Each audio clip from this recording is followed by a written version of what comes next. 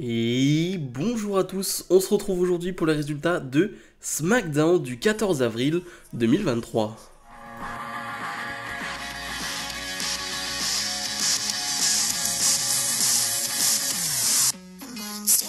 Comme d'habitude, n'oubliez pas de mettre le pouce vers le haut et de vous abonner. Je précise encore une fois que je suis malade et là c'est pire que les derniers jours, donc excusez-moi d'avance s'il y a des bruits voilà, que je ne veux pas faire ou quoi que ce soit, ou que finalement je suis pas trop à l'aise.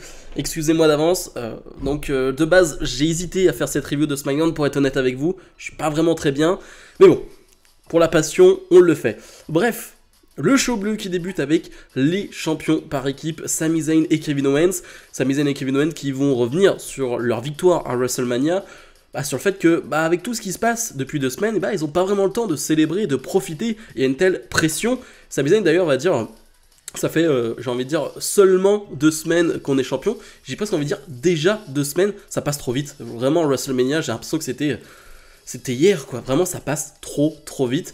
Finalement, les Usos vont arriver et ce qu'il en ressort de cette promo, c'est que, encore une fois, et je l'ai dit lors de ma review d'Euro, on va avoir des belles promos, on va avoir de bons segments entre tout ce beau monde, c'est sûr et certain. Mais j'ai pas l'impression qu'on avance. Là, j'ai l'impression qu'on fait un peu du surplace, avec encore une fois Sami Zayn qui va remettre en doute Jey Uso dans la Bloodline, et voilà, le fait que lui aussi a des doutes, Jey Uso, mais il veut pas le dire à la Bloodline, il veut pas le dire à Roman Reigns, voilà, qu'il y a de la tension dans la Bloodline, ils veulent pas le reconnaître. Et ça part de là, mais il n'y a rien de plus. Et j'ai l'impression vraiment qu'on fait du surplace là, depuis quelques semaines. Finalement, tout ce beau monde va se frapper et surtout Riddle va venir aider une nouvelle fois Sami Zayn et Kevin Owens. Et on apprend que dans le main event, on aura Solo Sikoa face à Matt Riddle. Donc ça c'est une très bonne nouvelle, un bon main event. Et surtout Matt Riddle qui va pouvoir enfin réellement se venger. Xavier Woods fait face à LA Knight, un match qu'on avait déjà vu il y a quoi, peut-être 3 semaines, 1 mois, qui s'était terminé avec une victoire de Xavier Woods sur un roll-up.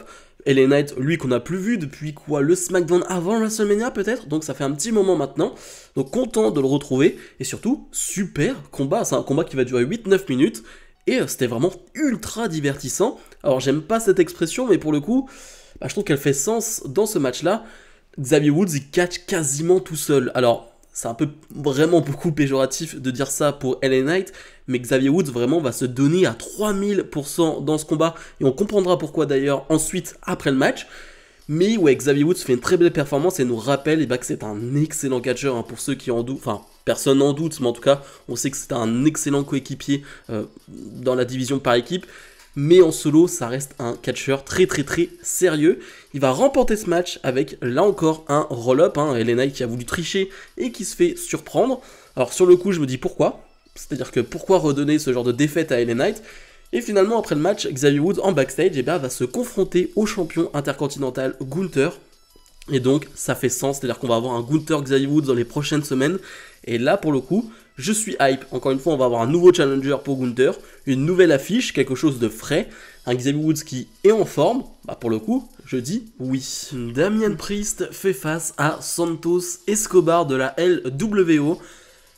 Quel combat, un combat qui va durer 7-8 minutes, même un petit peu plus, je dirais, mais qui était encore une fois très bon, et je suis tellement heureux de la place que Santos Escobar est en train de prendre dans le roster de SmackDown, et surtout, le public est à fond derrière lui, et oui, forcément, quand tu mets quelqu'un qui soutient Rey Mysterio, un Rey Mysterio qui est ultra over en ce moment, et tu mets quelqu'un à ses côtés, cette personne va prendre cette overness, et c'est une très bonne chose pour Santos Escobar qui a un super talent et qui, là avec ce clan LWO, c'est vraiment une superbe idée aussi, ça fonctionne très bien. Il va y avoir pas mal d'interventions à l'extérieur du ring, Rhea Ripley, Zelina Vega, on va avoir forcément Dominic Mysterio, qu'on n'a pas Finn Balor n'est pas là pour le coup, et j'ai envie de dire tant mieux qu'il se repose un peu après sa blessure de WrestleMania. Il avait combattu directement à Raw derrière, il a combattu à Raw cette semaine, pardon. Enfin bref, voilà, faut qu'il se repose un peu, Balor. Mais finalement, la fin du match, c'est Damian Priest qui va remporter ce combat, qui veut s'en prendre à LWO après le match et les faire passer à travers la table des commentateurs. Mais Rey Mysterio va surgir de nulle part, va surgir du public. grosse pop pour Rey Mysterio. Rey Mysterio qui va s'en prendre à son fils, qui va vouloir partir pour le 619, mais Damien Priest va récupérer Dominic Mysterio. Bref, c'est une feud qui est encore très très chaude, hein. Vraiment pour le coup le public est encore à 3000% dessus, et je suis avec eux. Vraiment, je suis hyper hypé par tout ce qui se passe. Clairement, je le redis, mais à Backlash, et Damien Priest a fait une mini promo. Oui, on aura Bad Bunny et Rey Mysterio face à Dominic Mysterio et Damien Priest, c'est sûr, et Zelina Vega face à Rhea Ripley. Clairement, là on te le tease depuis 2 semaines, ça va arriver. Les nouvelles championnes par équipe féminines, Liv Morgan et Raquel Gonzalez sont sur le ring. Bon, elles sont très heureuses d'être championnes et il y a de quoi, forcément. Je rappelle quand même qu'elles sont championnes, qu'elles sont devenues championnes, alors que finalement à WrestleMania, celles qui ont remporté ce match à 4 équipes, eh bien c'est Ronda Rousey et Shayna Baszler. On n'a plus de nouvelles d'elles. Voilà. Clairement, Ronda Rousey était blessée, on l'a fait gagner, on ne sait pas pourquoi, parce qu'il n'y avait pas de suite. Là, pour le coup, c'est quand même du grand n'importe quoi. Finalement, elles vont vite être interrompues par Chelsea Green et Sonya Deville. Et là, la semaine dernière, je parlais de Dominic Mysterio, qui était un super heel parce qu'il n'avait pas besoin de cheat hit. C'est-à-dire d'insulter le public, d'insulter l'équipe de basketball du coin ou j'en sais rien. Bah, Sonya Deville, elle est obligée parce que sinon les gens en ont rien à faire. Donc forcément, elle va insulter le public parce que sinon il n'y a pas de réaction. Et c'est ennuyeux, vraiment, c'est très très ennuyeux. Finalement, Liv Morgan et Raquel vont dire que c'est leur prochaine challengeuse et elles vont les écarter du ring. Ça fait pas rêver, hein. Ça fait pas rêver d'avoir Chelsea Green et Sonya Deville en première challengeuse. Ça donne pas vraiment envie de voir la suite. Shinsuke Nakamura fait son retour, lui qu'on avait plus vu depuis plusieurs mois. Superbe entrée, encore une fois, le public qui chante lors de son entrée. Bref, c'est ultra plaisant de revoir cette légende sur le ring, de le voir présent tout simplement. Belle tenue, bref, tout est bien. Alors il va faire face à Madcap Moss. Rien à retenir sur le match, hein, ça va durer 2 minutes et Shinsuke Nakamura va l'emporter. On retiendra l'après-match où finalement... on va voir Scarlett qui va tirer une carte, on va voir le visage de Shinsuke Nakamura, et on va voir apparaître Karrion Kross. Donc la prochaine cible de Karrion Kross, c'est Shinsuke Nakamura. Bonne première feud, j'ai envie de dire, de retour pour Shinsuke Nakamura. Alors oui, Nakamura n'est plus de Nakamura d'il y a 4-5 ans, ça c'est sûr et certain, mais ça reste une superstar d'expérience, ça reste une superstar qui fait réagir le public, et ça reste quand même un très bon catcheur. Encore une fois, pas le Nakamura d'il y a 5 ans, mais ça reste un très bon catcheur, et ça reste surtout un bel ajout pour le roster, et j'en parle... On a appris, la draft aura lieu d'ici 2 semaines. Voilà, elle va du côté de Raw, SmackDown. Alors, la draft aura lieu d'ici 2 semaines, donc un moment important, j'ai envie de dire, dans cette année WWE. Année 2023, pardon. Et dans le main event, Solo Sikoa fait face à Matt Riddle. Mais juste avant ce main event, Paul Heyman a pris le micro pour annoncer que dans 2 semaines, on aura la revanche de la nuit 1 de WrestleMania, du main event de la nuit 1 de WrestleMania, les Usos face à Kevin Owens et Sami Zayn avec les titres par équipe en jeu, donc lors de SmackDown dans 2 semaines, donc un gros combat annoncé. Bref, revenons à ce combat qui finalement... dès le début, va se retrouver en 1 contre 1 sans personne autour du ring, et oui, parce que les Usos, Sami Zayn et Kevin Owens vont vite être écartés du ring, hein. Forcément l'arbitre ça lui plaît pas trop toutes ces interventions, et donc on va se retrouver avec un bon petit match entre Sikoa et Riddle. Surtout c'est quand même plaisant de revoir Riddle sur un ring dans des gros matchs.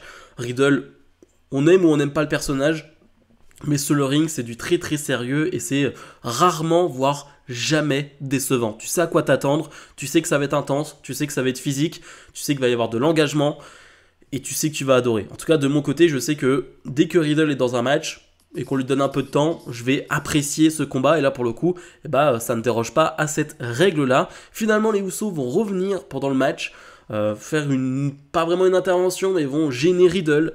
Owens et Sami Zayn vont revenir aussi. Riddle va s'occuper des Usos en leur sautant dessus à l'extérieur du ring, mais en revenant sur le ring, Solo Sikoa va le surprendre. Victoire de Solo Sikoa, avec encore une fois une intervention comme chaque semaine. Donc après le match, Solo Sikoa va s'en prendre à Riddle, va le projeter sur la table des commentateurs et va retourner cette table sur Riddle.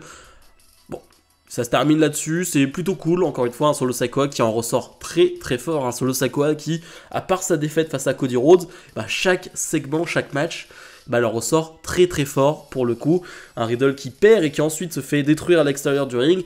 Ça pour le coup, c'est pas terrible, mais voilà. Certes, on a le match 2 contre 2 qui a été annoncé donc dans 2 semaines, mais je pense quand même qu'à Backlash, on aura donc ce match 3 contre 3. Franchement, j'ai pas trop de doutes là-dessus. Bilan de ce show bleu. Dans l'ensemble, c'était vraiment bon. Encore une fois, je me répète par rapport à Raw, tout ce qui se passe est bon, que ce soit en termes de promo et de match.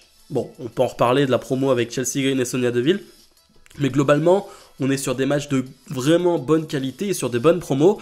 Maintenant, c'est vrai qu'on est un peu sur les mêmes histoires. Alors c'est bien parce que tu as Nakamura qui va apporter quelque chose d'autre, donc ça c'est cool. La division féminine, même si j'aime pas...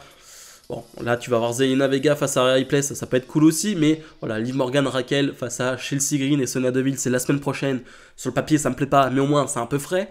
Voilà, on essaye de créer d'autres choses tout en restant dans les histoires principales, bien évidemment, que sont celles des Mysterio et forcément celles de la Bloodline.